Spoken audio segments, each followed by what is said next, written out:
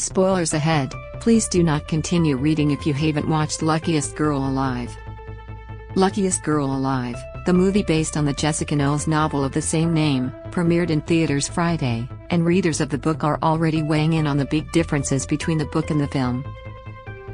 Starring Mila Kunis, the film tells the story of TifAni FaNelli, a New York woman who appears to have it all, from the sought-after job at a glossy magazine to the dream Nantucket wedding. Ani's perfect life is threatened when a crime documentary director interviews her about a shocking incident that took place at her prestigious high school when she was a teenager. As a result, Ani is forced to confront the truth about what actually happened. While the movie has the makings of a girl on the train-esque thriller, true fans of the book know that there are major differences between the Netflix adaptation and the novel it is based on. ET spoke with Kunis ahead of the film's release about tackling some of Luckiest Girl Alive's most difficult scenes, which include grappling with a school shooting and a sexual assault. "I mean, I don't know if I'm gonna sound like a sociopath, but it wasn't that hard," Kunis said of getting into character. "I have a very healthy relationship when it comes to acting. I don't live and breathe it when I come home. I've always said this, who I am and what I do are two very different things. Understanding the why of the character is always the easiest way in," she continued. "And I guess I reverse engineered it, so I went like, how did she end up here? These are the incidents that happened. Can't control those incidents. You can't fault for those incidents. You have to forgive yourself for those incidents, that is the film. So, for me to do it, I think I approached it in an oddly logical way, and then allowed the emotions to then take over." While there are always going to be differences between a book and its screen counterpart, in honor of the film's release, ET is breaking down the biggest differences between the Luckiest Girl Alive book and the film. Ani's backstory is missing in the book. We learn that Ani went to a private school, Mount Street. Teresa. It was there, with two of her friends, that she got in trouble for smoking marijuana, prompting her transfer to Bradley, a prestigious public school on Philadelphia's main line. She makes friends with Arthur and the shark there, before getting in with the cool crowd, inching her way to popularity before being taken advantage of by a group of boys, spiraling her and her high school experience slowly but surely out of control. Her relationship with her mom and father, both strained in the book, is hardly captured. Her father isn't even a character in the film. The things that contribute to Ani wanting to fit in and change, the attempts she makes at doing so, like her dyeing her dark hair blonde, another effort to create this new life at Bradley, just aren't there.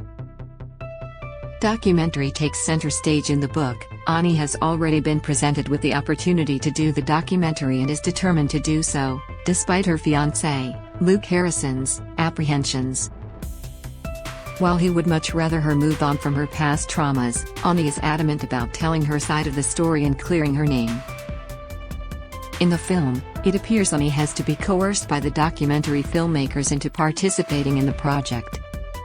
She seems to be at a tug-of-war with him, having conversations with the filmmakers throughout the movie as opposed to having those conversations with Luke, who is her biggest adversary when it comes to her participating in the doc. In the film, Hess is supportive of her being a part of the project, and she even toys with the idea of the two of them moving to London for Luke's job, two things that drive a wedge between the couple in the novel, as their wedding day nears.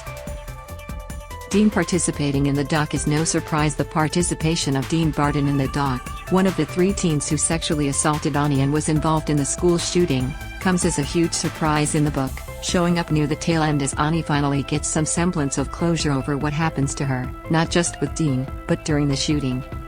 As we learn in the book, and is briefly touched on in the film, Dean accuses Ani of being somehow in on the shooting. In the film, it is revealed that Dean will be participating in the project, but he doesn't give an apology to Ani like she got, although forced, in the book. He instead tells her to not bring up anything that happened and brushes her off, proving Hess just as rude and entitled as he was in high school. Ani records their conversation and uses it to tell her story to the world, taking back her narrative, whereas in the book, the conversation is caught on tape, but is there to provide more of a vindication for Ani and not something she is releasing to the world to get revenge. Arthur doesn't feel far off from one of the cool kids in the book. Arthur, Ani's first friend, and one of the two boys behind the school shooting that killed a handful of students and rocked the PA suburb, was described as severely overweight.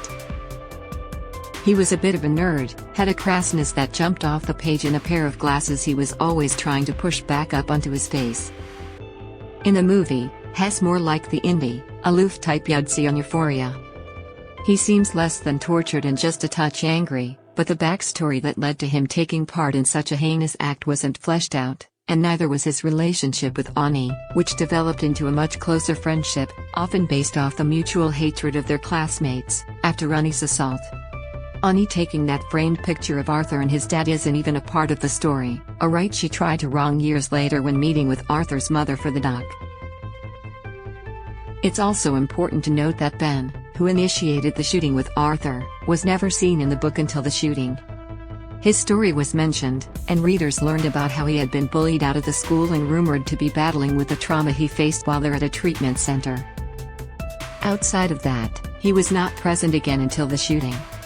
In the movie, he seemed to be part of Ani's group, one of Arthur's friends who got upset with his classmates, but didn't really have a large role there either. Mr. Larson. This is perhaps the biggest plot line missing from the movie, and the biggest glaring difference to readers of the novel when watching the film. Almost every single thing about Ani's relationship with Mr. Larson in the book and the film are different. In the book, we see Ani reconnect with her former teacher during a dinner with Luke. We see a sort of tension build up that leads them to spend more time together as they both prepare to share their stories in the upcoming documentary. We see a relationship between them now, years later, start to develop, one based on Ani's longtime crush on her teacher, who was just a few years her senior. We also see the relationship shift and morph and even cross the line when they are both back at Bradley for the documentary. In the film, she and Luke have dinner with Mr. Larson and his wife. They realize who one another are, and they briefly touch on the past, but this relationship, which is at the center of Ani revisiting her past, is really absent in the film. Yes, we do see him help her after her assault, though in the book, that's after the second incident between her and Dean, which was left out of the film. Mr. Larson coming to her aid is a quick moment, rather than something to show how much he cared for her at the time. Ani sending with Luke in the film, we see Ani nearly make it to the altar with Luke, but just as she's about to go through with it, she finds out that he got rid of one of her Bradley mementos, a framed picture of Arthur and his father, which Ani stole out of spite during a fight between the two, their last real interaction before the shooting. It was after admitting that he got rid of it, after it broke during a drug-filled night out with friends, that Ani realized how little he cared about her past and how much he wanted her to get over it and move on. Realizing he did not accept all of her, Ani made the difficult decision to break up with him and give up this perfect life she curated for herself, and go at it on her own, trauma and all. In the movie, Ani walks out on the documentary, takes her recording from Dean with her, and pens a tell-all about her assault for the New York Times Magazine, exposing Dean and the main line's golden boys to the world. Just as they are about to get married, Ani's best friend, Nell, whispers something in her ear, and it's then that we see Ani having a conversation with Luke, in which she tells him about her exposé. He is adamantly against it, and it's in that moment that she chooses her story, her career and her life over the one she could have had with Luke. Ani is still triumphant in both endings, but for different reasons, and while she may not be the luckiest girl alive, she emerges changed, ready to give up the idea that creating a perfect life will erase the traumas she endured as a teen. Catch Luckiest Girl Alive in theaters now, and stream it on Netflix October 7. For more on the film, check out the video below. Mila Kunis on parenting, Ashton Kutcher's health scare and returning for that 90s show. This video is unavailable because we were unable to load a message from our sponsors. If you are using ad blocking software, please disable it and